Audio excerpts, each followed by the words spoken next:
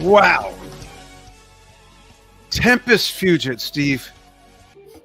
Actually, I think it's Cinema, or yeah, the montage of songs. Yeah, It's our 3-year anniversary. I can't believe that.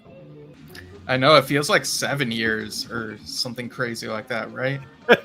In some ways, and in other ways, I would have guessed 2 2/3. So I don't know, but folks, Dan, Steve, Yesshift, our 3rd-year anniversary. But we're not here to talk a lot about us. We're here to talk about our favorite band, Yes. And we invite you to chime in the comments. We have some comments that we're going to read. We got a little bit of review stuff to do. It's going to be a fun episode. But Steve and I started this, for those who don't know, we started this thinking we'd make $1 million in the first year. No, actually, we started this. If only. If only. We started this as a side job because both of us were bored and don't really work that hard. Wait, what? I know. And we always talk about the band Yes. You know, just like father, son, friend to friend, fan to fan conversation. And it occurred to me one day in the kitchen, I'm talking to Steve about something Yes related. And I realized we talk about this like almost every day. Something comes up, an anecdote, or hey, have you ever heard this version of whatever? Something just came out. Hey, did you know it's the anniversary of, you know, things like that. And I said, we should do a show. And he said, really, you would do that? Because we are both kind of busy. We both are a big part of Drum Talk TV, the largest media company online in the music industry covering the world of drumming. So the idea of doing a whole other thing was, I get it. Steve was like, what? But we thought we'd take a dive in. I had no idea, me personally, and you weigh in, because I had no idea that we would end up having guests and do a documentary on site of Roger and Freya Dean, and 3 years later we'd be doing this pretty much weekly, right? I mean, for the most part, pretty much weekly, even just our regular episodes like this, let alone the news report, news desk editions, let alone Steve on his own doing some episodes and stuff. So when we went into it, what did you prognosticate, if anything? Well, you've sort of asked this before, I think, but my answer has always been, I figured we'd probably have guests, but I didn't expect them as soon as we got them. And I feel like our schedule for the show has also evolved over the years. You know, initially we pre-recorded a few things and we're releasing an episode on Sunday and an episode on Wednesday, I think it was. And then we decided to go live, and our like the consistent like which day a week we do it like ended up changing because your schedule is freaking crazy and mine is not so much, which is why sometimes I'm able to do the like solo episode type things I sometimes come on and do. But I feel like we've really run through a wide range of topics on this show. Like, I feel like we've really built up a huge catalog that really goes over the full gamut, more or less. And I'm really proud of that and how we've been able to talk about all the things we've talked about. Yeah, absolutely. Unlike a regular business, which also morphs, you know, like if we take Drum Talk TV, I started with a definite plan in mind, and over time it morphed and it expanded. This, we kind of just had the plan to talk about stuff, but you say you anticipated eventually having guests. We did have those sooner. And I think our schedule adapted and morphed not only because of the busyness of everything else we're involved in, Drum Talk TV, you as an author, you've been guests and have co-hosted podcasts in the Star Trek world and Star Wars and all of that stuff. But I think of the last year, mostly the Yesshift schedule has adapted more so to birthday dates, anniversary dates, and events that just come up in the Yes universe, past events, current events, people releasing stuff. So much stuff that it's plural stuff. We're going to talk about one of those right here. So it's really turned into a full-blown media company, and it makes me wonder, honestly, sometimes if we didn't have Drum Talk TV, what else would this turn into? You know, it's kind of interesting. We could cover the Yes conventions, like we covered the Roger Dean and Freya Dean exhibit in San Francisco. But for now, we're not going to go down that road. And we have some fun topics to talk about, folks, and we would love for you to weigh in. I have some fun stuff that I want to chime in on our little list of topics. I'm very eager to hear what you had to say, Steve, on those as well. Yeah, so a brief overview of the topics. We have an icebreaker question we'll get to in a bit, but we'll also be acknowledging July birthdays, pretty much all in one here. So for Igor Khoroshev, we'll talk about notable keyboard moments on the ladder that stand out to us. And we'll still celebrate the ladder's 25th anniversary in September, so talk about the album more in full then. But here we're gonna talk about keyboard moments, and we'll also talk about Peter Banks and what Banks era material we'd like to see Yes sort of dig out for like a newer set list, you know, as a little tip of the hat to him, because they've done Time into Word for that Forever. sort of thing, and they've done No Opportunity over the last couple tours, I think. But yeah, so there's that. And for Trevor Horn, last December he released Echoes, Ancient and Modern, which is kind of a follow-up to another cover album he's done called Reimagine the 80s. I have some thoughts on that, and yeah, he's like ever busy.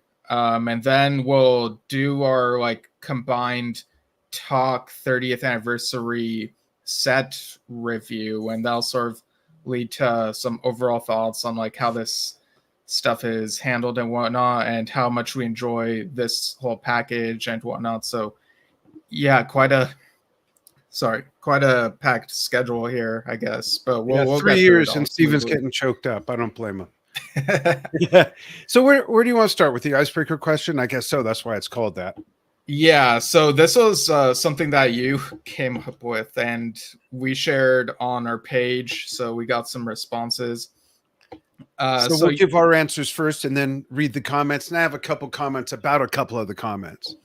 Yeah. So your question was, should Yes have played one ABWH song on the Union tour? And if so, which one? Right. And it's kind of weird for me to ask that, because I've been pretty stubborn about the fact that, in fact, even on the previous show, I mentioned this when we celebrated the anniversary of the album. I said, no, this is not a Yes album. No, yeah, and we even got at least one response where someone was like, well, what makes this sound less like Yes than 90125 or Big Generator do? Which is a valid question. It is, and that to me is kind of a broader discussion, which I'm happy to get into.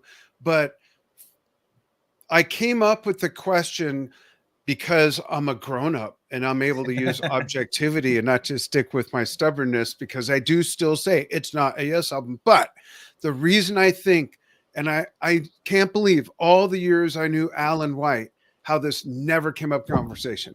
How when we talked to Bill Bruford about ABWH, how this never came up in conversation, et cetera, et cetera. So there's still some guys left that we're going to talk to, and we're going to ask this question: did it ever come up in discussion? And the reason I brought it up, Steve and everybody, is because of the timing of that album and the greatness of it. There's some wonderful music on it.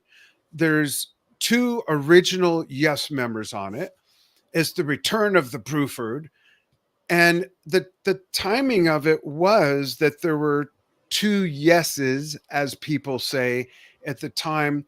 So in a way, it's kind of surprising that they didn't give that album a nod. Now, maybe there were legal reasons why they could not, but let's push that aside for a moment. And had they been able to, folks, what one would you have liked to see them do on tour, if you saw the tour or on the DVD or, you know, whatever? So before I give my answer, Steve, what's yours? One song. Yeah, this one, was pretty easy for me. And I think it helps that this is a really short song and also one that was never played live. So You it know would have what? been Wait, I'm sorry to interrupt, but before you answer, something just hit me over the head what? as a caveat to this whole conversation. It's kind of funny that later on the 35th anniversary tour, they pulled the meeting out. No, yeah, we talked about that Yeah, but recently. I just Yeah. wanted to kind of fold that into this because it's part of that story and conversation. No, yeah, like they were able to play something from ABWH. Yeah, and it fit into Then the kick off the acoustic set and all that. But as you were saying, yeah, so I would go with Fist of Fire.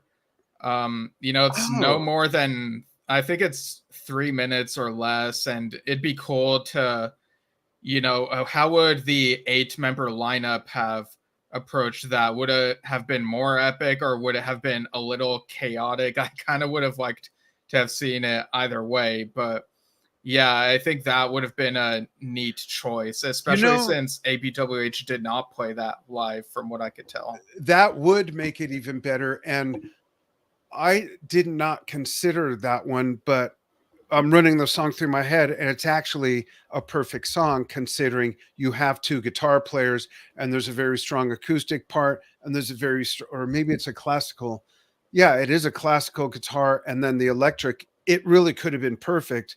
Who would have played what? I don't know, but that's a really good choice. And with the percussion, I could see them maybe have doing something like they did with Awaken, where Bill focused more on the world percussion sounds on the Big Simmons setup, while Alan played that backbone beat. So that's a great Yeah. choice. Mine was The Order of the Universe. Yeah. Now I vacillated between that and what's the first song? Sorry. Themes. Themes. The first Yeah. song would have been great, but somehow The Order of the Universe in a live setting with those 8 guys and the crowd voices singing the chorus and all of that, I just think it would have fit really well. And there's enough room for everybody to rock out and do their thing. That would have been cool. You really could pick any Yeah. song. And there's some good suggestions in the comments. I want to give a nod real quick in the comments. Robert Nasir says, I guess referring to our 3-year anniversary, it's a Yeah. testament to Shinder Incorporated, Yesshift plus Drum Talk TV, the Yes Music podcast, the irreplaceable powerhouse that is Yes, and their awesome fan base that there is room for 2 very good Yes-oriented podcasts. Cheers, gentlemen, and big thank yous for what you do. Very awesome for you to fold us in and give us a nod in the same paragraph and mention as Yes Music Podcast, who Steve and I have a lot of respect for. So that's really kind, Yeah. Robert. Thank you very much. Let me know where you live. I'll come wash your car. And Drac All Dare Drummer says, hello, hello. Thank you. Both watching on Facebook. We're simulcasting on Facebook and YouTube on the respective Drum Talk TV and Yesshift channels.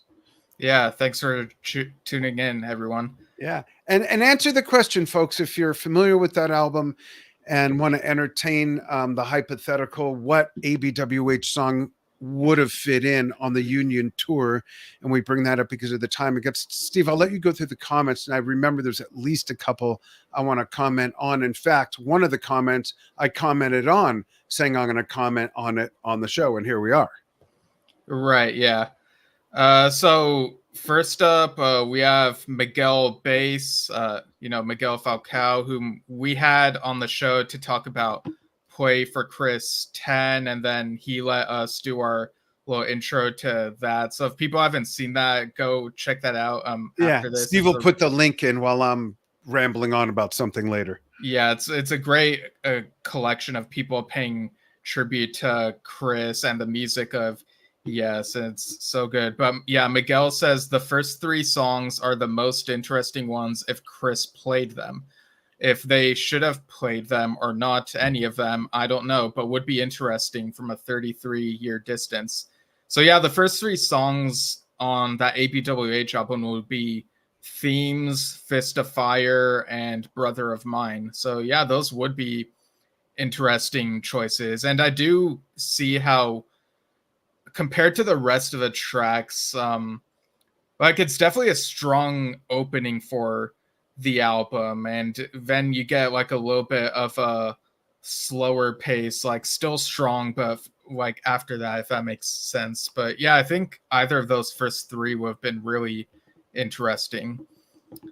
And then we have Forgotten Yesterdays, another page in the Yes fandom space, really great at cataloging all the tour dates of Yeah, the awesome site. more than half a century of Yes shows.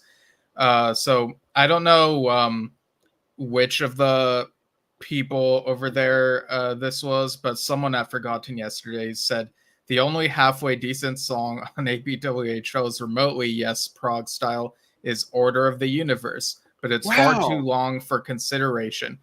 Tikbois is also a trip, but way too un-Yes-like for this gig. ABWH didn't play it either, really. Yeah, they only sang the Bobby Dread part as part of John's solo thing. And I do agree with the Teak Boy comment, it not really fitting in, but with all due respect, I don't know how Themes doesn't sound yes-ish. I think from the moment at the time you drop the needle or put on the, no, it wasn't on vinyl. When you put on the CD, it's immediately, to me, very yes sounding. But I want to point out that even though, ABWH was on vinyl, by the way.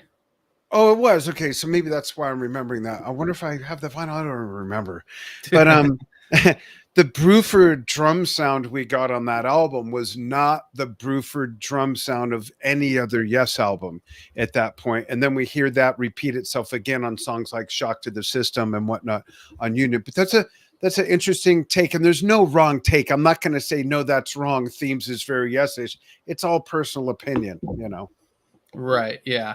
So good take. Thanks for chiming in, guys. Thanks for following what we do. It's an honor. Yeah. And then we have Christopher Lee, who says, I don't think so, given the legal beef before. But if they were to have performed one song, I could have seen them do Fist of Fire. So he agrees with you. Interesting. That's great. I wonder if it's for the same reasons. Cool. Good one. And I wonder if the legal is why it didn't come up. We've got to ask somebody sometime next time. It's interesting to think about because during the Union tour, the Union album was on Arista, which is the same label that ABWH was on. But I don't know if there was like some contractual thing where it's like you can only play Yes stuff. I don't know if like the higher ups put that into effect or something and say you can't play this. But it is an interesting hypothetical, though. Yeah. And the reason why, by the way, why someone might say you can only do this or you can only do that is it really boils down to publishing and royalties. And then, that's a good point. Yeah. So maybe that has something to do with it. Yeah, maybe. So then we have Douglas Reed, who says Tikbois would have put a dancing mood to the crowd, great acoustic guitar and keyboards. That's interesting take on how it, I remember reading that now. Thanks, Douglas, on how it could have fit in. And Yes is known as a very dance-oriented band, so I get that. Yeah. And I think that played right by you. No, yeah, I always dance to Yes music. Like, have you not listened to the battle section of Gates of Delirium, folks? Right, yeah, that's totally danceable. Then we have Michael J. Clark, who says Order of the Universe would have fit the lineup well. Interesting. So we got another one in the camp of Order of the Universe there. Yeah. Next we have Dylan Field Turner, who says Brother of Mine. Duh. And when I read that, I thought that was funny, but it is kind of a duh. That is because it was the single, I guess. Yeah, and it would have been easy to do. I think that Order of the Universe is probably the second easiest to do as far as with 8 guys and reimagining something without reimagining it, if you know what I mean. Those would have been 2 almost mail-in, like, yeah, you guys have heard this one, right? Let's just run through it a few times. So I get that. That is kind of a no-brainer, but not the one I would have wanted to see. Right. And Bill Downing said, too obvious. Bill Downing says Birthright would be cool with Alan added on percussion. Oh, Trevor could probably find some cool things to add too. My favorite from ABWH. Yeah, it has like really cool. I could see Trevor on like electric guitar, doing something there to, yeah. embellish and whatnot. Yeah. Quick comment. Robert says, "Hey, if you can't dance in 7/4 time and compound meter, man, you can't dance at all." And Miguel Bay says, "Happy birthday, Yesshift. All the best from Portugal." Thank you. Obrigado. I don't know if it's the same in Portuguese, if you know what I mean, but thank you. Okay. Yeah. Thanks again. And speaking of Robert, he said, yes, of course, I believe that the more surprises, the better. Conservative concert promoters would say that's nuts. If it was up to the suits, every show would be Owner of a Lonely Heart, All Good People, Roundabout, Starship Trooper on repeat for 2 hours. But what makes Yes great is that they're not just what you'd expect. Get over the fights, the history, the baggage, loyalty issues, play for the true fans, have fun, and wow them. By all means, the Union Tour would have been just that wee bit better if they'd brought ABWH to Yes, and yes, 2024 would be too. After all, Steve Howe is the H in ABWH, and can you imagine John Davison singing Order of the Universe? I certainly can. Yeah, I can totally imagine John Davison singing that. And I absolutely could imagine Jay playing it. Jeff could absolutely, that could fit in, but it's not Yes. No, but could you imagine Steve Howe, like if for his solo spot he ended up doing like a quartet medley? Oh, I would love that. Really as soon as you started to say that, I was thinking quartet. I love that piece. Yeah, maybe John Davison join in singing bits of it. Yeah. Yeah. And the comment that I think you responded to was from Stephen Horn, who said, in my opinion, it's an irrelevant question. So what was your response to that? So I understand that. I'm sorry, what's the gentleman's name? Stephen Horn. Stephen Horn. So Stephen, I understand that take, but again, to me, what makes it relevant is the timing of it. The fact that that album came out basically right before this, and you've got all those guys together, and I think it could have worked. And I'm not one of those people that says that's Yes with a different name. So I'm guessing you're probably in the same camp as that, but just looking at it objectively, I wonder if it was part of the conversation. And then that thought led to, well, if they played it, what one song? And then I ran it by Steve and said, well, let's ask everybody else as well. So that's the relevancy in my mind. Right. Yeah.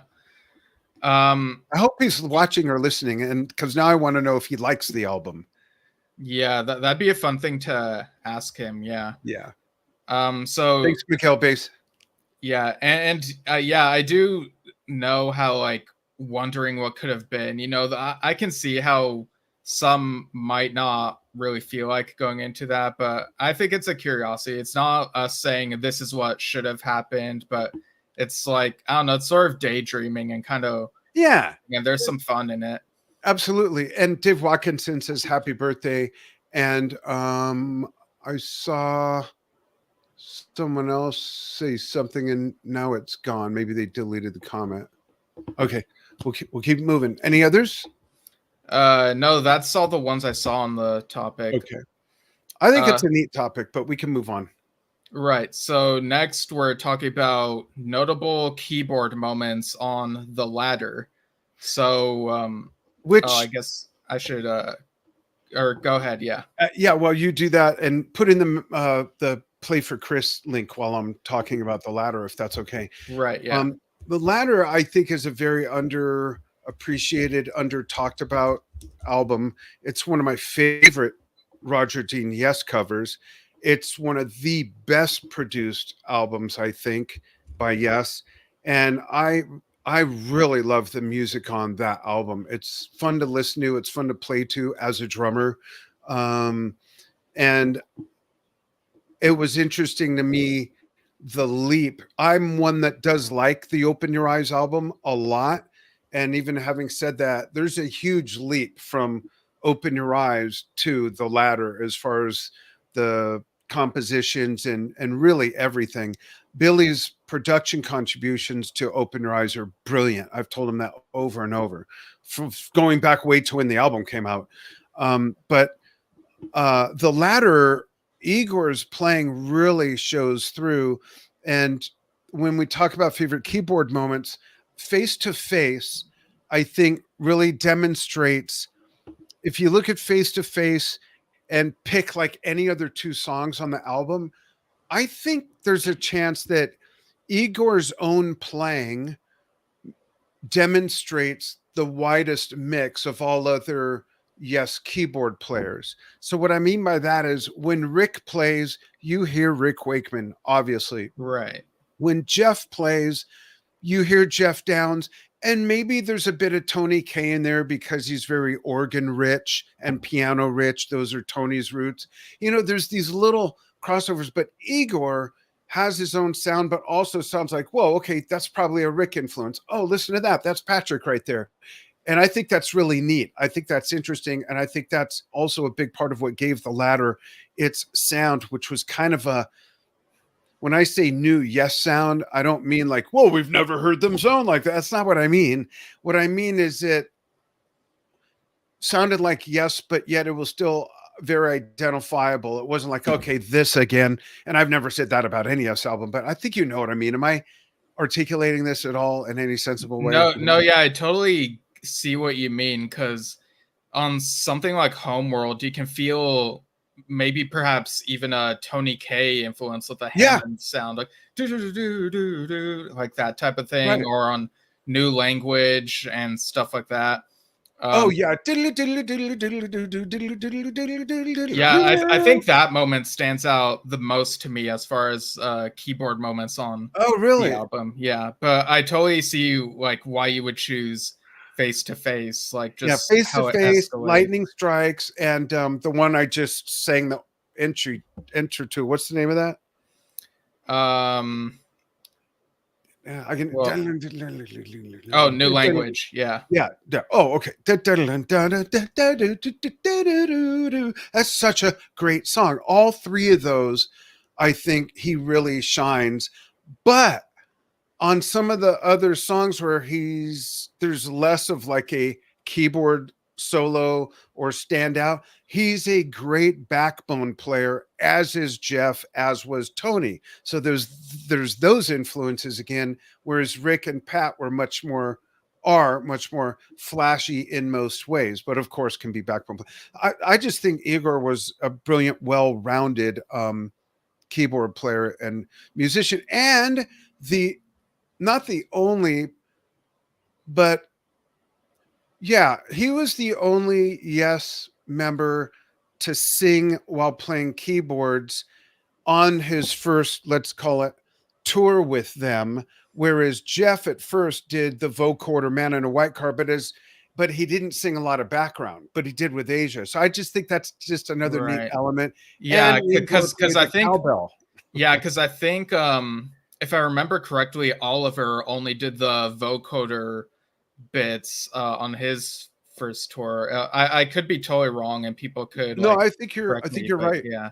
Robert has. I got to call my wife in for this one because he says Dan is so right. My office door is open. Hun, a fan says I'm so right about something. Okay.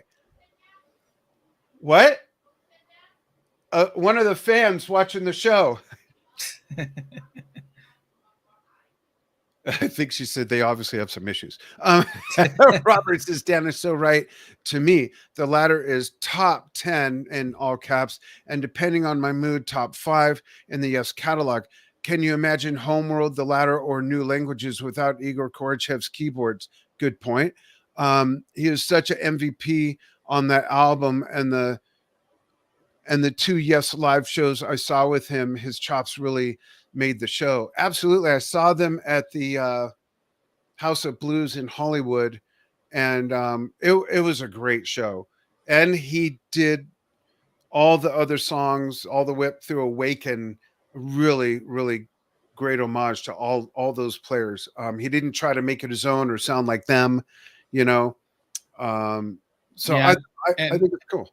yeah, and I think the song "If Only You Knew" also comes to mind. I know it's more ballady, but I think the keys on that like really add to the gentleness of the song.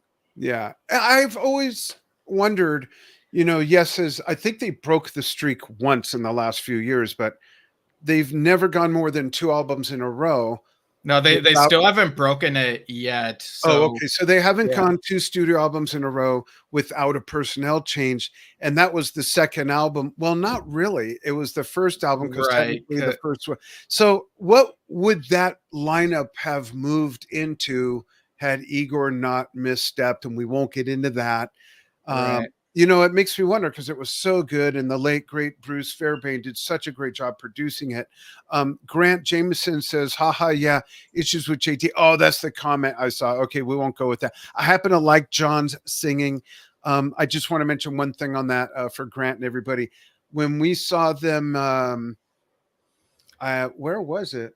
I know that you saw them in So, 2017 at this in the round, and then a year later, you, me, and Alex, my brother, saw them on so the which one of 50th those was anniversary. it that I told John Davison that his version of Awaken was just Oh amazing? yeah, that was the show we went to. There Okay. was a moment where you and I both looked at each other during the Master of Images section, and like we had the same thought. And you told me he sounds just like him, It, in that truly, moment. Yeah. if you closed your eyes, and Steve, you can enlarge that if you hold down shift and move your Oh, can wheel. I?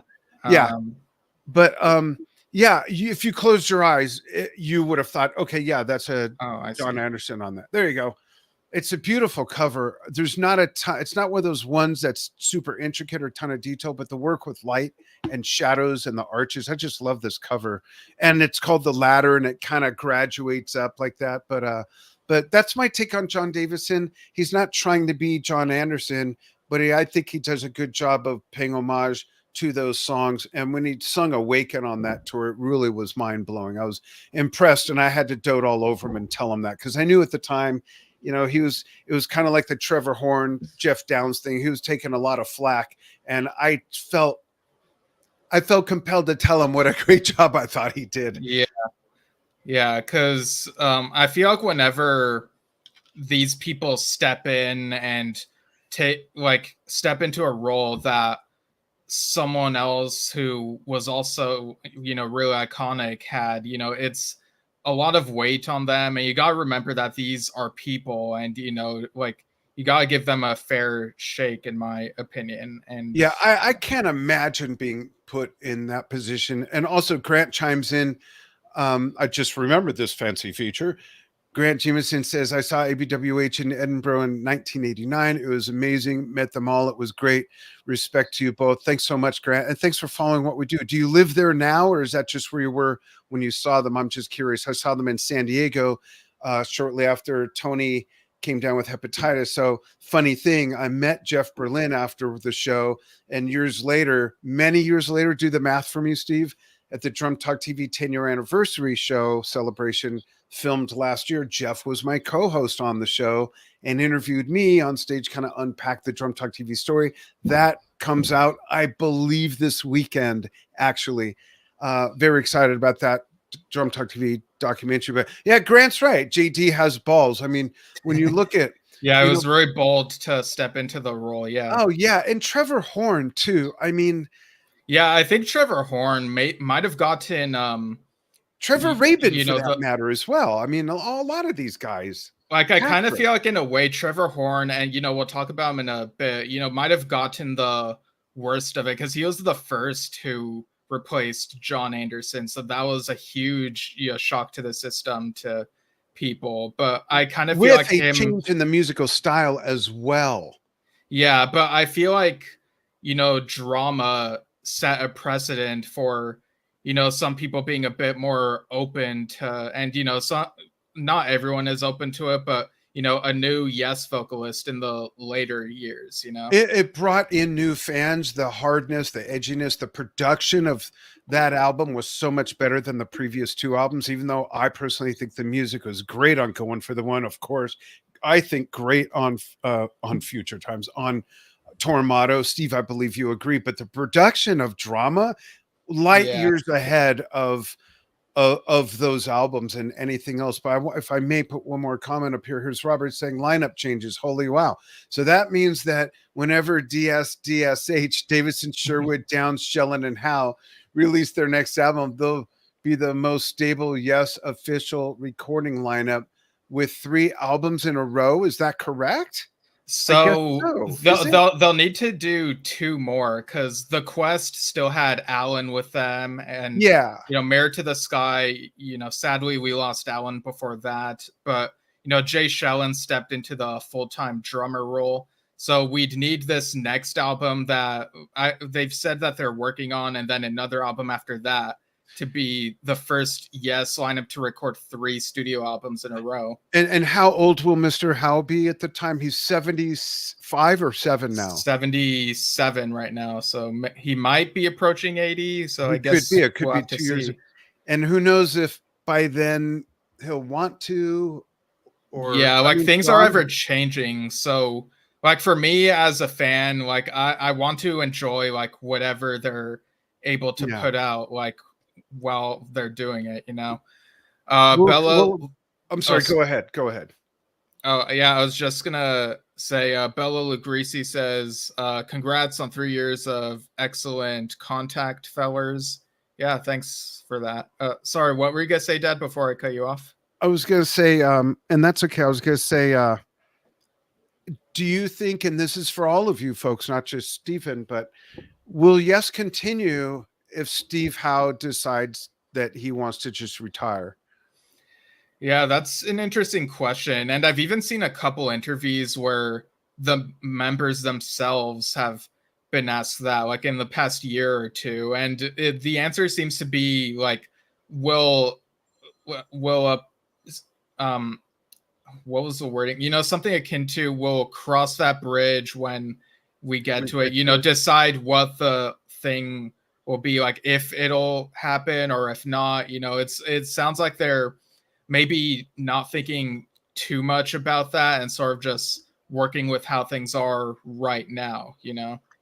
Yeah, I know they don't want to give an answer even if they know it, but as a fan, and I'm throwing it out there to everybody, and we can get into this more deeply on another episode, but I'd like to know who people, if the answer was yes, help us pick a guitarist, who would it be? Yeah, because I think there are quite a few different options that come to mind. I have a crazy one. Can I throw a crazy one out there? Okay, sure. You'd never guess. You want to take one guess? I'll give you a hint. He's a very well-known, seasoned legacy player. I'm not sure if it's an obvious one or it's not. I think it's someone who could tie in all the styles of every Yes iteration. Are you thinking Jimmy Hahn? Because that was one of the guesses I had. I wasn't. It's someone much bigger than that. No offense to Jimmy. Oh, wow. Ready? Sure. And I want to know what you folks think. Okay. Brian May of Queen. Oh, wow. Think right? Steve Howe guessed it on a Queen album. That's right. Yeah. But think about that for a moment. Brian can play just about anything he wants, just like Mr. Howe. Pick up an instrument with strings, I can play it. He's into classical. He could do the Trevor years. I think he could homage to Banks. He's got it all. Yeah, it looks like he was born the same year as Steve Howe. And admittedly, I need to check out more of whatever Brian may have been doing lately. But yeah, that's a really outside the box one more pick right there. One more, and this person's retired, but Steve Morse. Oh yeah, that's a good one. Now he came out of retirement to do the recent Dixie Dregs tour, but he was with Deep Purple for years and years, did a great job. And with Dix, I think Steve could do it too and would fit in. It's not just a matter of could they do it, but would it fit? And I think so. So Jimmy Hahn, I think, is kind of an obvious one, but still a good guess and recommendation. I'm also noticing, I want to see the Bella says, and big thanks for what you're doing for Wounded Blue, Dan. Well, thanks. I'm glad you saw that. Bella, are you law enforcement? And for those who don't know, Wounded Blue's national U.S. organization, a charity organization that raises money for cops and their families who have lost their job due to injury on the job, or families who lost their loved one as a cop being killed on the job. And I'm a big part of a fundraiser event that we're doing in Oregon this month. I'm the MC of a 2-day event, and looking forward to that. So thanks for acknowledging that. And where'd the comment go so I could take it off? There it is. Right. And Bella also says he thinks John has another decade in him. We'd be celebrating Steve's 40th, my 71st, and John's 90th, to put that in perspective for you. Yeah. Geez, I'll be 71 in 10 years? Yeah. That's kind of fucked up. Wow. Okay. You just like really threw me off, but yeah. Oh, the guitarist. Look at Dave's comment. Put that up there. Oh yeah. You read it. You read it here first. Brian to join. Yes. I'll ring Steve and tell him. All right. But yeah, we'll get to the original Yes guitarist in a moment, but a few other candidates that I sort of thought of were Fernando Perdomo has played a bit of Yes with the guys, and Johnny Bruns, from Total Mass Retain, he's played with the likes of Billy and co, like in other projects outside of Yes. And I've heard the name Oliver Day thrown around. He's played with Oliver Wakeman, and I could see him maybe do the material as totally. well. I have to interrupt, and I have to step away for just a moment. I'm going to take myself off stage. If you follow us, you know that from time to time we've had technical issues related to the internet, and of course they would show up during our show. So I need to just talk to the guy for a few minutes. I'll be back. Keep it going, Steve. I'll be back.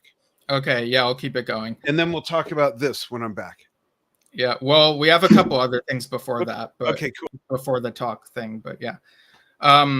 So I'll go ahead and unshare this. And Robert chimes in again saying, Rick Wakeman famously answered years ago that Yes could be like an orchestra in which the specific players change so long as the music remains. Still, the ongoing members would need to have a significant history with a band to be taken seriously as Yes. Yeah, because, being able to play the music is one thing, but having a good rapport with the players, kind of gives more of a one-up to be able to do that in some cases. And yeah, Rick did say that on the Yes Years documentary, and that VHS tape, I must have worn that thing out. I played it as much as a kid as I did The Lion King and Toy Story. Dave Watkinson says Oliver Day, thumbs up. So yeah, another birthday that we want to acknowledge. Igor's is the 14th coming up, and then we went on that huge tangent about lineups. But Peter Banks's birthday would have been on the 15th, I believe, same day as Trevor Horn's birthday, but different years, of course. So we also, Dave chimed in again. Fripp is free, second chance, maybe. Yeah, that would really be something there. So Yes have played cuts from the original lineup era in recent years. They tend to play the title track Time and a Word as a tip of the hat to Peter Banks. They've also played No Opportunity Necessary in the last couple tours, on the Royal Affair tour and on the Close to the Edge 50th tour. I think Total Mass Retain sort of inspired them to, dig that one out, which is really cool. But in your guys' opinion, what other material from the first two Yes albums would you like them to do as a sort of tip of the hat to, Peter Banks. And, you know, one of our followers, Tim Price, did make the point that from a writing perspective, a lot of these are very Anderson. You know, when I scrolled, I didn't really see Banks writing credits. So I don't know if maybe they were doing stuff differently at the time. I don't know like what the credits, you know, how those conversations went. But when you listen to some of those songs, you definitely hear Peter's style. And so you could definitely, you know, honor him by playing stuff that's very much in the style of what's on those first two albums. So I'm going to go through some comments and then I'll say my answer, and Dad will hopefully be back and say his answers. So the comments we gathered for that particular question, Daniel Crone says Looking Around or The Prophet. Yeah, those are really good choices. You know, you got one from the debut album, one from Time and a Word.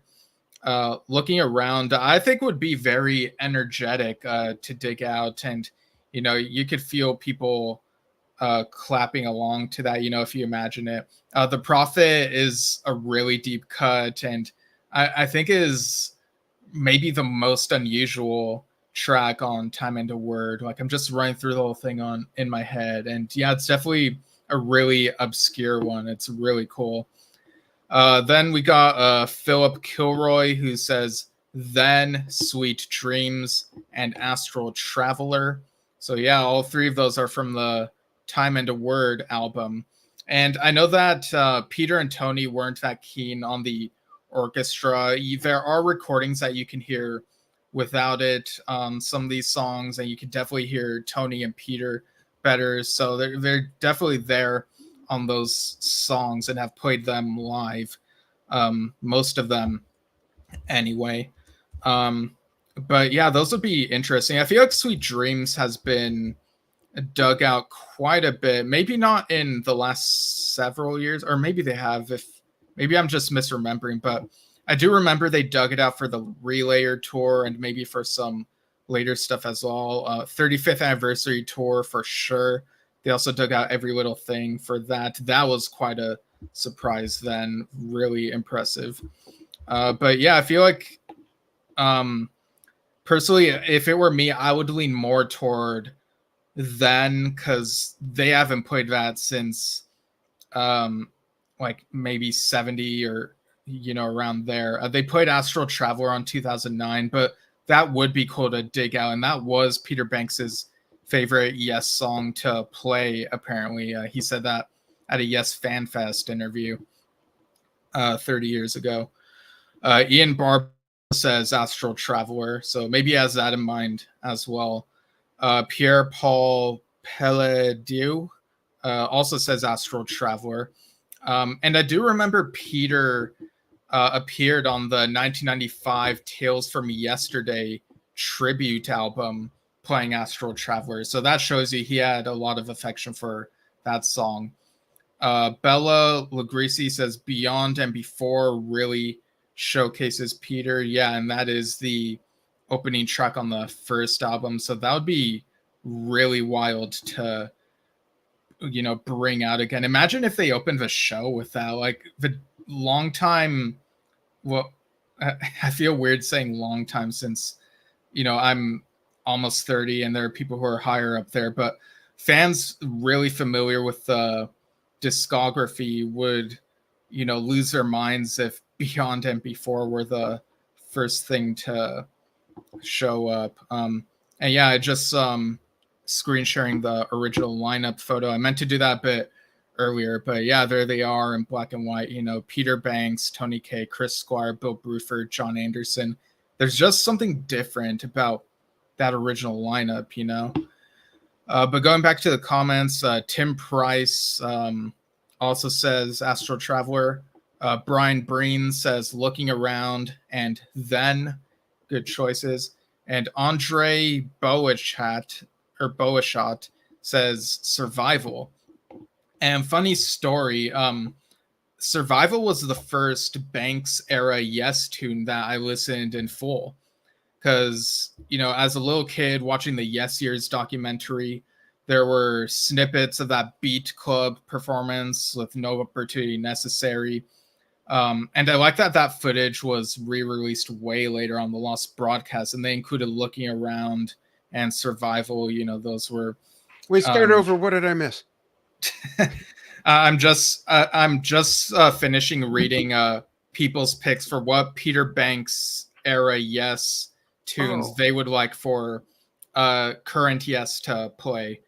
And I was just saying that Survival is the first Yes tune of that era that I listened to in full, because on the Yes Years documentary, they only had snippets of, No Opportunity Necessary. And then in 2002, 2003-ish, I got the compilation album Highlights, The Very Best of Yes, and that had Survival, opened with that, and then Time into Words. So that was sort of my gateway into the Banks era, and then I later I'll give you my picks after you run through the rest of the comments. Yeah, well, that was the last one, but okay. Yeah. So mine is kind of a probably obvious one. I didn't see them perform No Opportunity Necessary, No Experience. I never saw them perform that, so I'd like to see that. But I agree, I'd love to see Survival in total. That would be cool.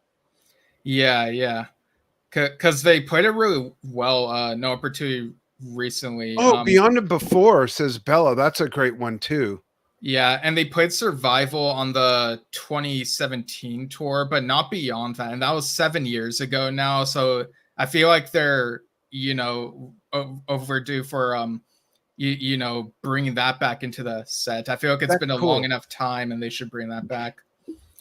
Yeah, and I didn't see this comment by Robert. Rick Wakeman famously answered years ago that yes could be like, yeah, absolutely. Yeah, I talked about that earlier.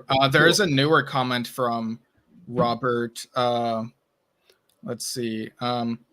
So Peter Banks really let loose on I See You, and then it'd be interesting to hear Steve go for that mix of jazzy riffs with a brash cutting angular sound in the middle. That's I think better than the takes I had. I like that. I need to re-listen to those now. Right. So should I say my takes now, or did you have any? Okay. Yeah. So Astral Traveler, definitely a great pick. That was a favorite of Peter. And I think it's been like maybe a decade and a half since Yes last played it. So to bring that out again would be really cool. Totally. I think they could even do like maybe an instrumental medley of, I See You. Like their cover of I See You has some cool like jazzy moments. And I don't know if you remember me telling you this, Dad, but when I saw Yes last year, they did they did America, but like an instrumental abridged version. And I don't know. I don't remember that. Wow. Yeah, and I don't know if that has to do with publishing or if they just thought it'd be a cool thing to try, but I could see them doing that with something like I See You, which is also a cover, but they could just do the stuff that's very unique to what Yes added to it. So how was maybe that? Everyday's as well. Yeah. How was that abridged version instrumental of America? I can't even get my head around that. Yeah, it was quirky but enjoyable. I definitely prefer when they play it in full, with the vocals, but I thought it was a cool thing for them to try. Cool. Yeah, and like people also said Looking Around, Beyond and Before, and The Prophet. Oh yeah, Looking Around. Wow. Like those any of those would be really cool for Yes to brush out, like in honor of Peter. And yeah, like we've talked before about his solo stuff, and he's done bands outside of Yes, and highly underrated guitarist. He really belongs up there in the prog rock and psychedelic rock pantheon, in my opinion. So absolutely, he had a ton of energy and brought it to his stage presence and his playing. Real quick, what Steve Howe era's song would you like to have Peter play? Could he do that? Come back and be there for that? Oh, yeah, sort of like a Yes concert in heaven type thing. Yeah, or even okay, could be that. Yeah, him, Chris, Alan, and John Lord guesting on keyboards, and Janis Joplin on vocals. Okay. Boy, yeah, I think Survival and Astral Traveler would be my top picks. Maybe The Prophet as well. Like those would be really cool. For Peter to play of Steve's era. Oh, sorry. Yeah, I forgot the question completely. Okay, so Peter trying Steve Howe type, yes. To me, my choices are kind of, I don't know if they're obvious, but they are to me. There's two songs that came to me immediately, but I want to see if you bring up either of the same. I would be really interested to see his take on Sound Chaser. Oh, wow. That's a good one. Mine, I was thinking Perpetual Change or Yours Is No Disgrace. Oh, yeah, yeah. Yeah, that is a neat question, yeah. Yeah. Cool. All right, so next we have Trevor Horn. So last December, he released, there's Trevor Horn there. He released Echoes, Ancient and Modern. You know, is another one of his covers albums, sort of a follow-up to Reimagines the 80s, which came out in 2019, featured the SARM Orchestra. Yeah, get his book. And if you can, get the audio book version of it. It is such an adventure, no pun intended, as that it's folded into the title. But what a great story this guy has of his life in the music business and becoming the guy known as who created 80s music, basically. I mean, just such a great book. Every time I see him or hear his name, I go right to his voice on the book. Right. Yeah. That was a great book. Adventures in Modern Recording. Yeah. Yeah. So for context, Reimagines the 80s, he put out in 2019, features the SARM Orchestra doing covers of songs from the 80s. Some he worked on, some he didn't. So that was an interesting mix there. And then more recently released Echoes, Ancient and Modern, which had a bit of a more of a chill vibe, you know, and synth stuff. And again, like covers of songs that he was involved in and songs he wasn't involved in. So an interesting mix there. You know what the overall feel of it reminds me of? You might think this is crazy. Chromatics. Oh, yeah, I can kind of see that, like the laid back feel of it. Know? Yeah. Yeah, they feel very different to me, but I can kind of see what you're going for in terms of the mood. I could see it in the same mood bin at the store, if you will. If you went by mood, those two albums I think could go together. Yeah. So real quick, I'll just run down the names of the tracks on both these albums so people know like what they're in for if they check these out. Okay. So for Reimagines the 80s, we have Everybody Wants to Rule the World, which also features Robbie Williams. Dancing in the Dark, which has Gabrielle Aplin. Ashes to Ashes, which has Seal. You're moving your cursor across the thing. Oh, yeah. I forgot that does that. It's okay. It's just distracting. Like I'm not trying to hide a trade secret or anything. No, yeah. The Power of Love, which features Matt Cardle on that version. It's Different for Girls, featuring Steve Hogarth. Slave to the Rhythm, featuring Rumor. Brothers in Arms, featuring Simple Minds. Girls on Film, which has All Saints. What's Love Got to Do with It, which has Tony Hadley. Owner of a Lonely Heart, Take on Me, and Blue Monday with Reverend Jimmy Wood. So Trevor Horn did sing on a couple of these. So for Reimagines the 80s, like listening to this, like for me, this was huge. Like these orchestral renditions of these songs. Like when I was playing the track, this version of Owner of a Lonely Heart, I didn't realize right away that it was Owner of a Lonely Heart. I was like, oh, wow, this feels so majestic. What is this? And then all of a sudden the lyrics come in and it's like, oh, wow, this is such a cool way to reimagine it. And Take on Me, I got kind of emotional listening to Oh, really? that one. And it's funny because I was talking with some people about like, you know, they were saying how like sometimes popular songs like Take on Me are overused in some movies. And then it was funny listening to this version, uh which was more slower paced and mellow and sort of grander in a way. And it's just, yeah, I don't know like what it was, like just the mood of it really got to me. And Blue Monday, like that was quite a way to end that particular album, Reimagines the 80s. um and then for Echoes, Ancient and Modern, we Can have I run through the set list on this one? Set list, the or track track list. list. Yeah, Yeah. sure. So this album, honestly, I hadn't listened to it other than when it came out, which was when December. December.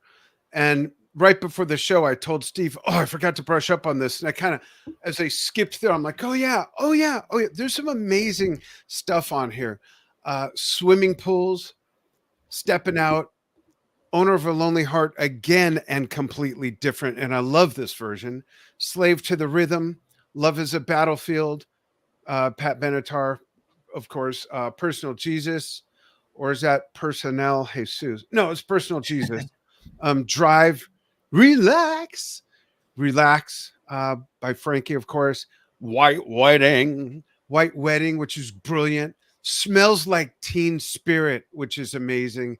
And then you get Avalon. Highly recommend. Highly Yeah. recommend. Whether you love or hate the original versions, when all this music came out, it was not my jam.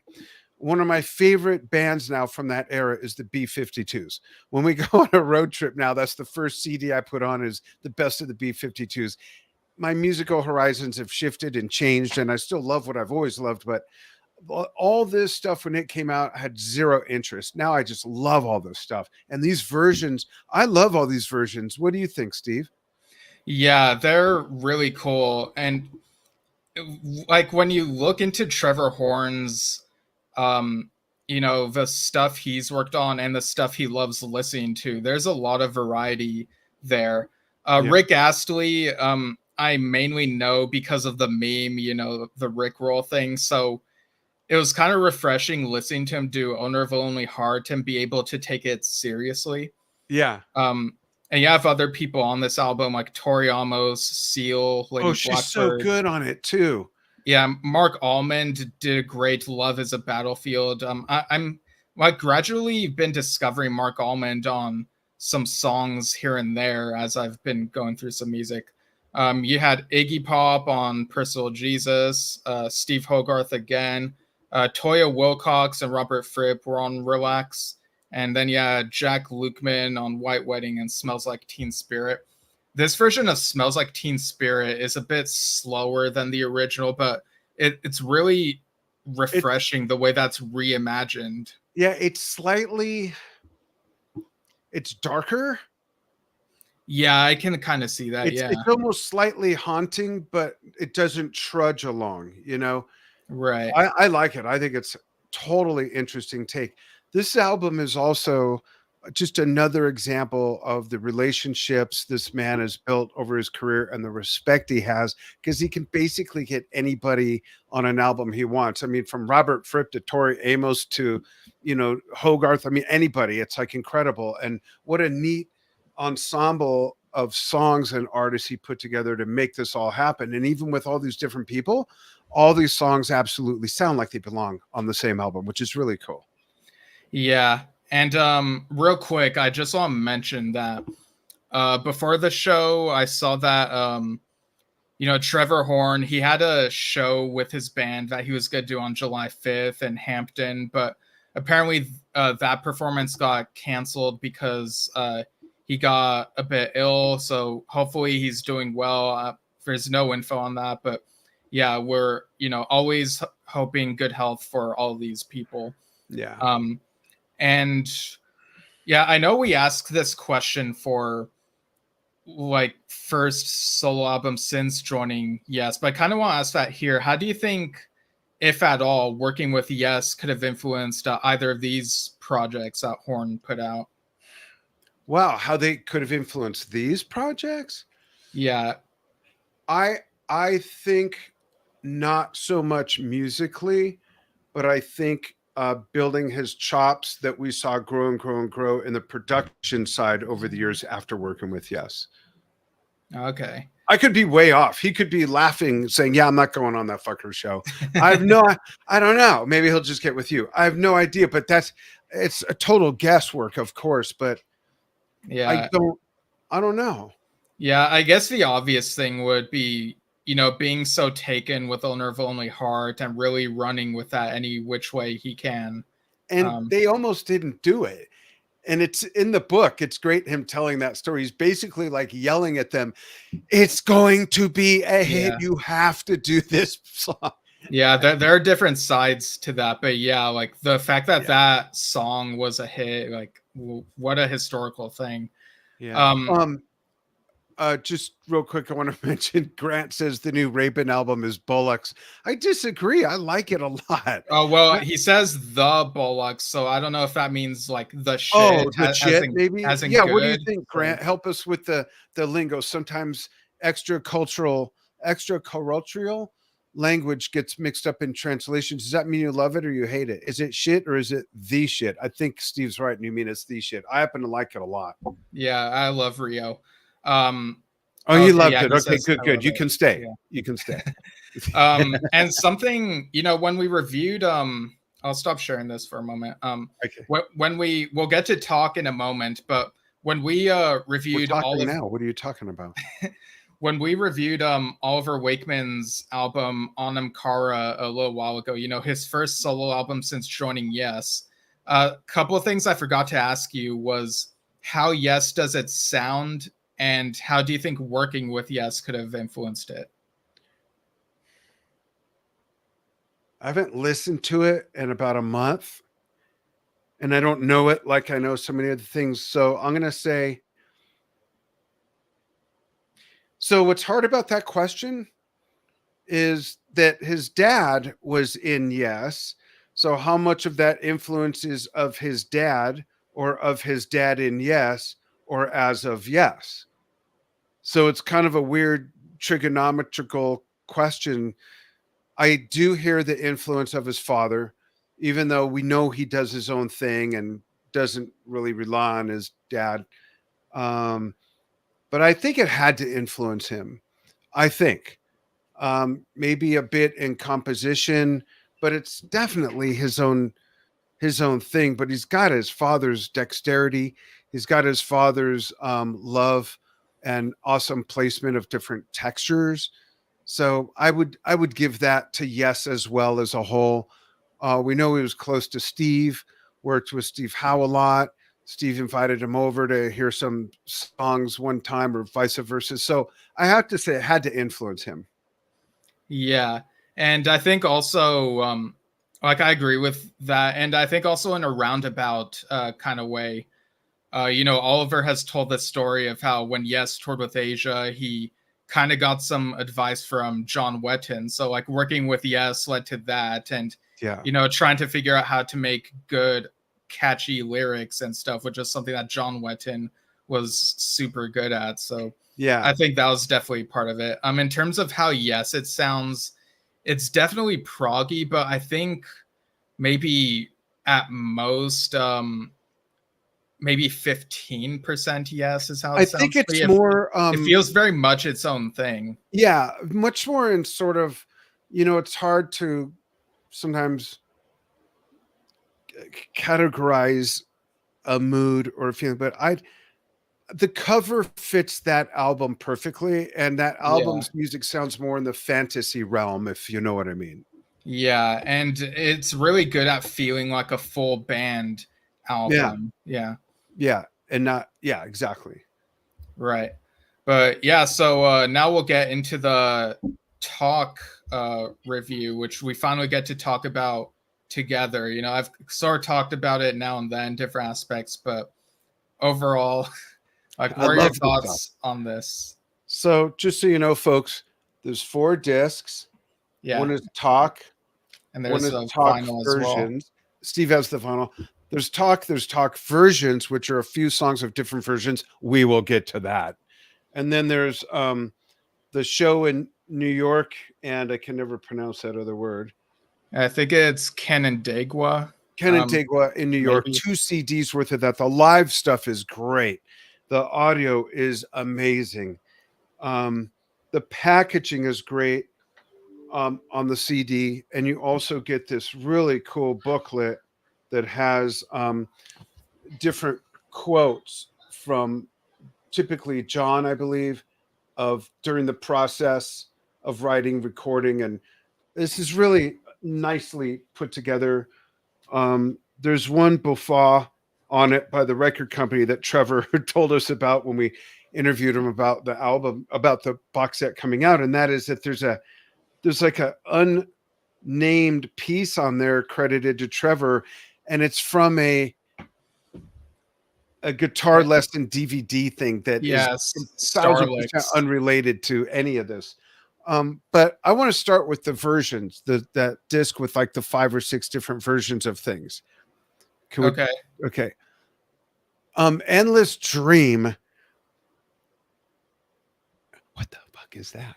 It's like, why is that the demo? Or yeah, it's like it blows me away because we've heard run-throughs of The Revealing Science of God.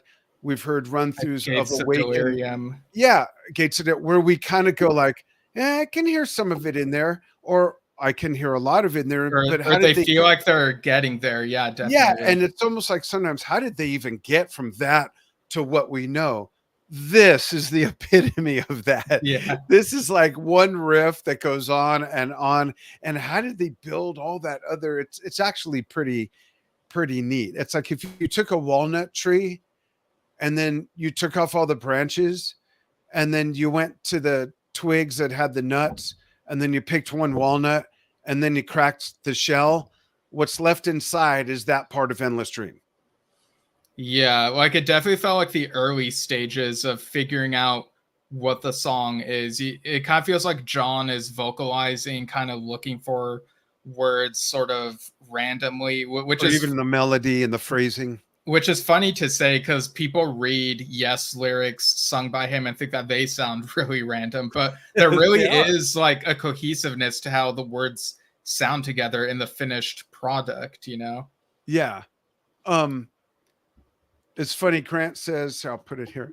Grant says the crazy things is that albums like Relayer not only made me nostalgic of the 70s, but it made me nostalgic of 300 years previously. It was so profound. That's interesting. Do you mean in a musical way, symphonically, classically, or do you mean in like a storytelling way, like the whole Middle Earth aspect? I'm curious. Yeah, because the cover definitely makes one think of like history and stuff like that. Yeah.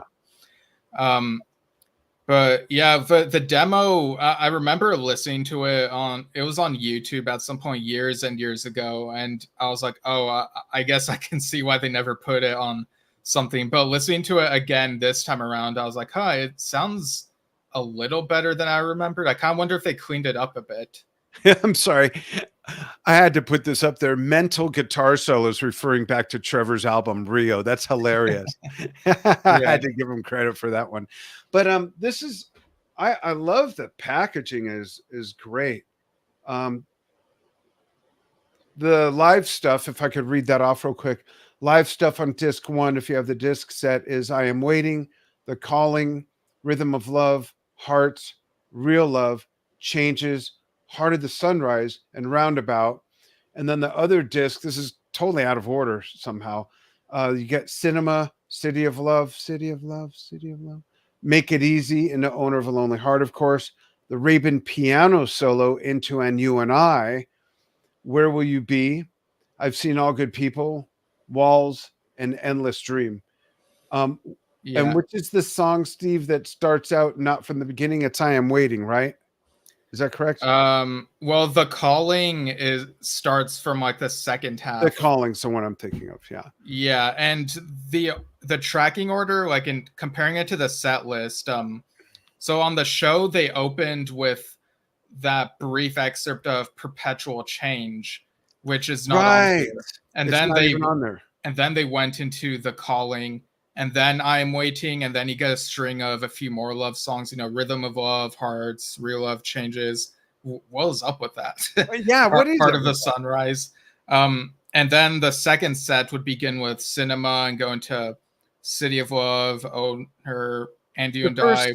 The first song that's not a love song has the word heart in it. Yeah.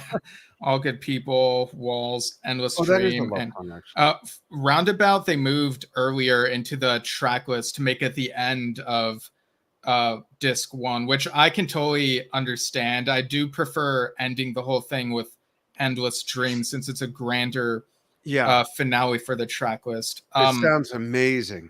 Yeah, for the song Hearts, this it doesn't have the intro that they did live at that show, which was where they're like dun dun dun dun dun dun. So I'm kind of wondering if when the company was looking for these recordings, if maybe it wasn't as easy to find those full versions of The Calling and Hearts and Perpetual Change, because I feel like they should be out there somewhere, but if not, then I think what I would have preferred is if they included fuller versions as like extra tracks from other shows.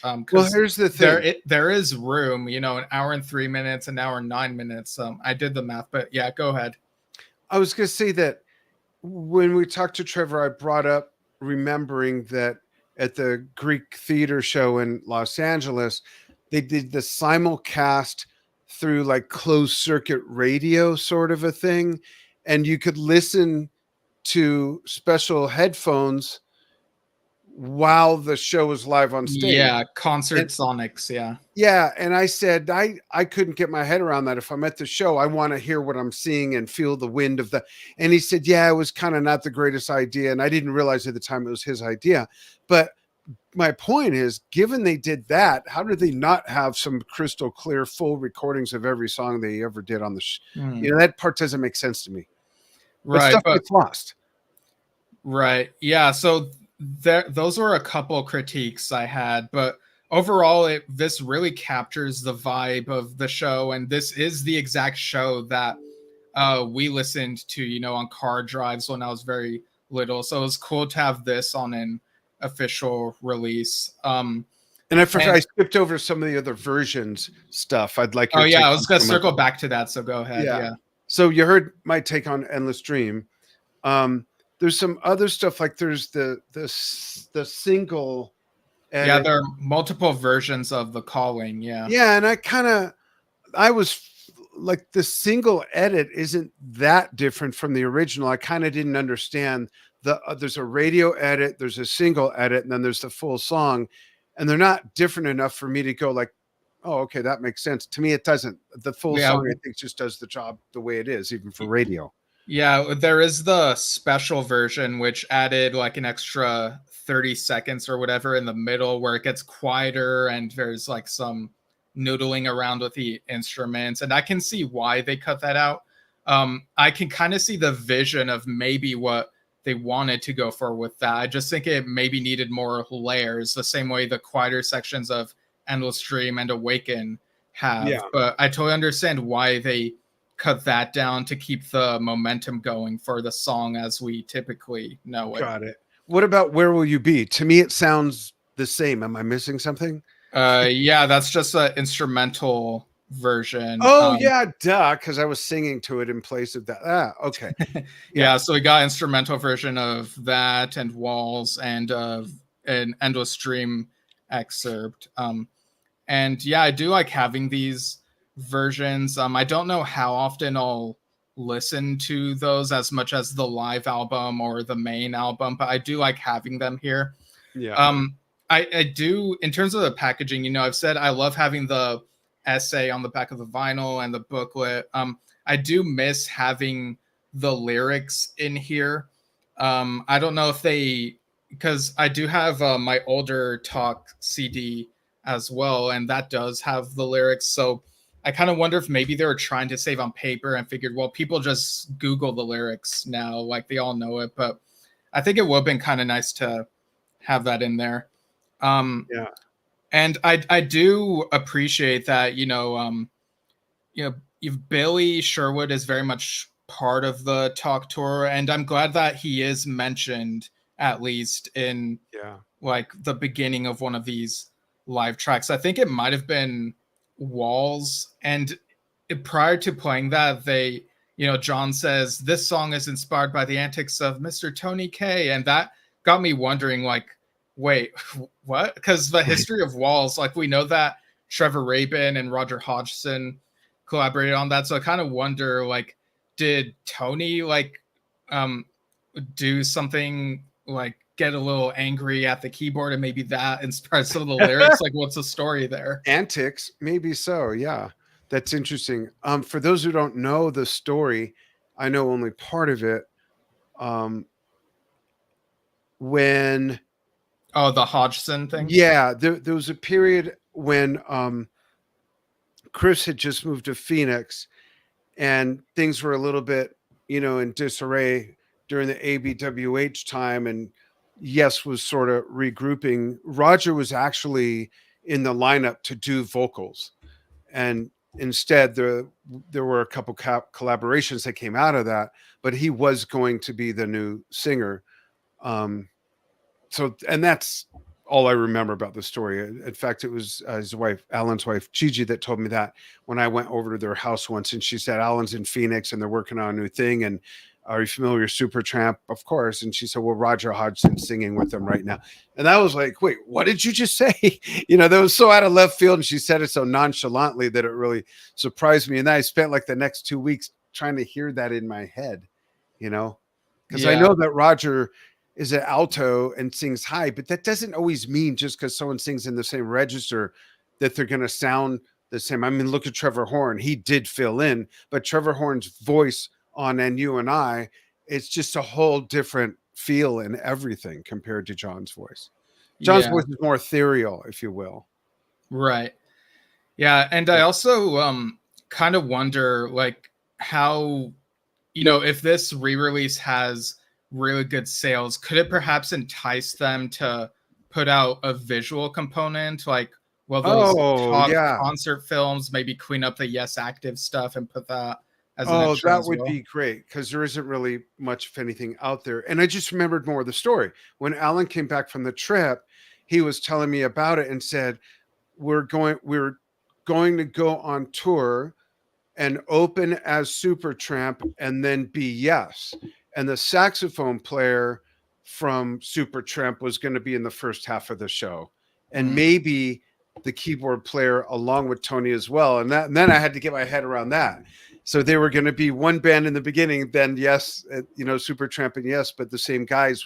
But does that make sense? Yeah, I think I get what you mean. Yeah. So maybe that didn't happen for managerial reasons, or someone just said, let's not do that.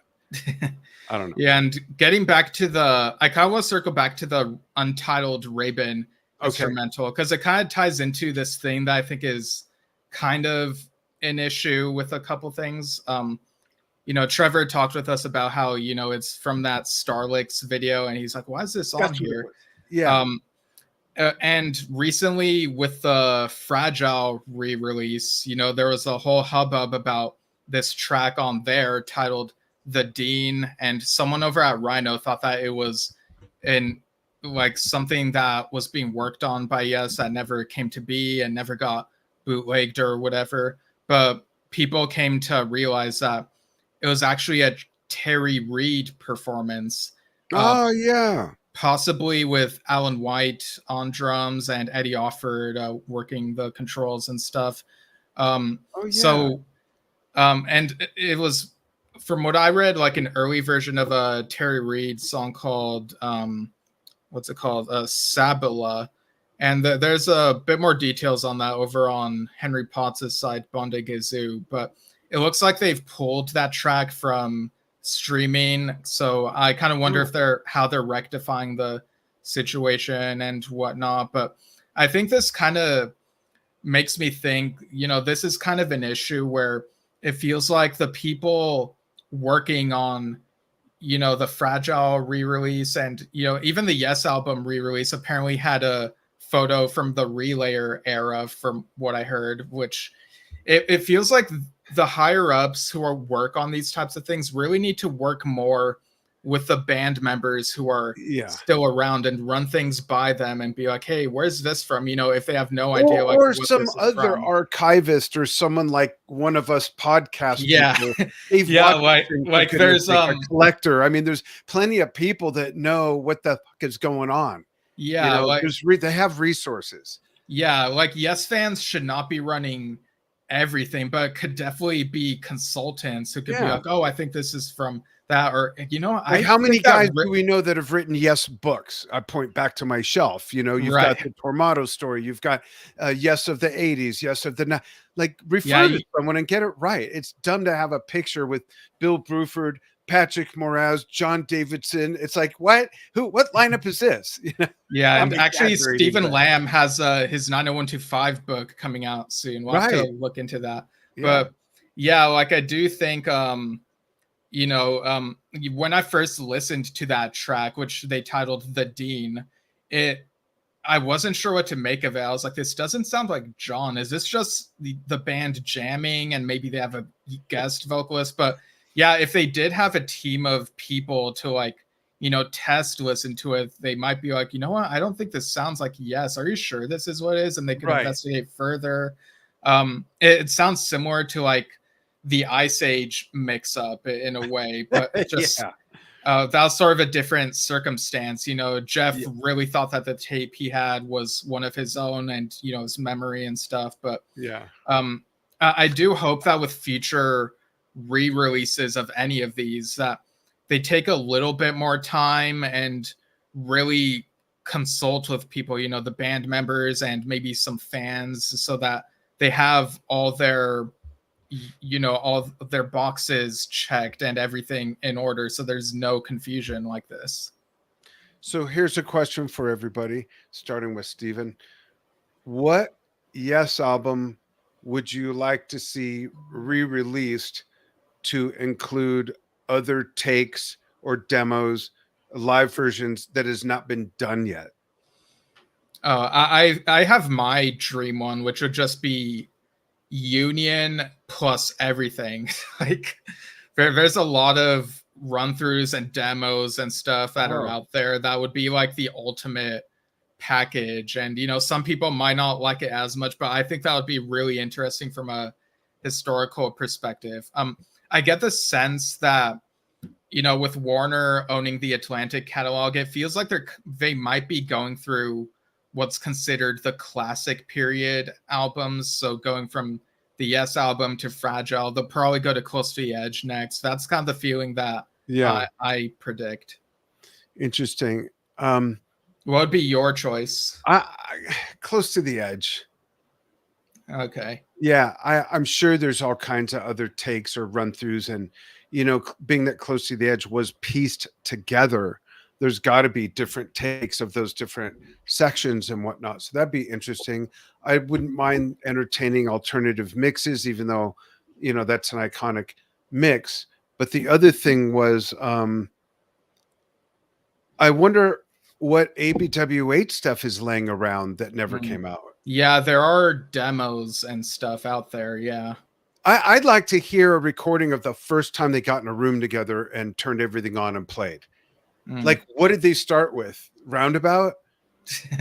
You know, Long Distance Runaround, or some 12-bar blues thing, or A Whole Lot of Love by Zeppelin? Like, what went on the first time they all got in a room with instruments and Tony Levin?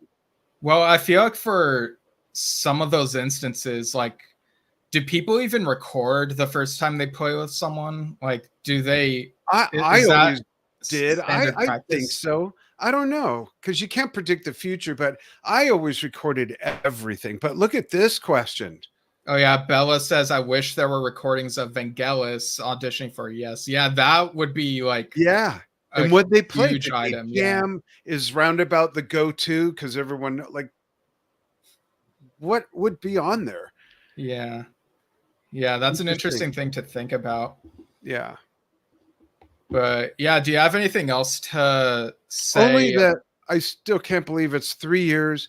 This is episode 150, not counting Steve's solo episodes, not counting our news desk reports or editions. What do we call those again? News desk editions. Oh, thank you. Yeah, so it's probably like closer to 200 at least releases overall. Yeah. Oh yeah, there's like 3 dozen news desk editions at least. That's 36 right there. So yeah, like probably that, you're right. Probably around 200. Right. Which is crazy. Yeah, and tomorrow at noon Pacific, we have our first guest of our 4th year of the show, John Perez, drummer of Close to the Yes USA, a Texas-based Yes tribute band. So yeah, that'll be fun. And we've also got other stuff coming up. We have the 10th anniversary of Heaven and Earth coming up, so we'll give a little look back at that. I think that one's like not as ingrained for you, Dad, right? So this will be a huge revisit. I think I listened to it once. Right. Yeah, I will have to brush up for sure. I think that album's more forgotten in a lot of ways than Open Your Eyes, to be honest with you. Right. I think it kind of took people by surprise, including the band. What's going on in the comments here? Yeah, I don't know. Some funny stuff there. But yeah, we have some other stuff coming up on the Drum Talk TV side. Can I mention a couple things? Yeah, go ahead. So Oregon, Lake Oswego, I will be there emceeing 2 days worth of some really fun events that go to a great foundation called the Wounded Blue, which helps retired law enforcement who retired due to injury or death in the line of duty. That's going to be a lot of fun. There's going to be some great music. And the Drum Talk TV membership site, drumtalktvbrilliance.com, is getting a makeover. We've been literally backing up earth movers of our content of 11 and a half years and putting it in there, but also some unique things like 4 music-themed game shows. 4 music-themed game shows where you can win prizes. Join as a member. Our game shows are going to start in a week or 2. We're brushing up on those now. Technology is all figured out. So much fun. And you don't have to be a drummer. We've got live streamed unique concerts and fan Q&As that we're scheduling for October forward. We've done a few of those to test the technology because it's all in 3D virtual and augmented reality environments where you don't need special eyewear. You can access it on a smartphone, a tablet, laptop, or PC. Lots of fun. So please join us there. drumtalktvbrilliance.com. That's spelled, I'll spell it for you. It's drumtalktvbrilliance.com. The dot is lowercase. And they can, for going back to Yesshift, you can follow us on YouTube, Facebook. If you like audio only, anchor.fm/Yesshift. And if you have to, you can write us. Tell them about that, Steve. Yeah, you can write to us via yesshiftpodcast@gmail.com. And yeah, that's pretty much everything. And like we said, we have stuff coming up. The first Yes album ever turns 55 soon. That's quite a thing. Yeah. Wow. Officially a senior citizen in America. Oh, yeah. That's crazy. Yeah. Wow. That's crazy. And 3 years has, in some ways, I thought it went by fast at the beginning of the show. If you missed it, Steve said it feels like 7 years, but that's what people get from working with me. Right. Yeah. Time is weird. But yeah, thanks for tuning in, everyone, and looking forward to everything else we'll be doing, and see you all soon. Thanks for all the wonderful comments, and we will see you very soon. Follow us here, follow us there, follow us everywhere, and take care. Be nice. Have fun. Bye-bye. Bye.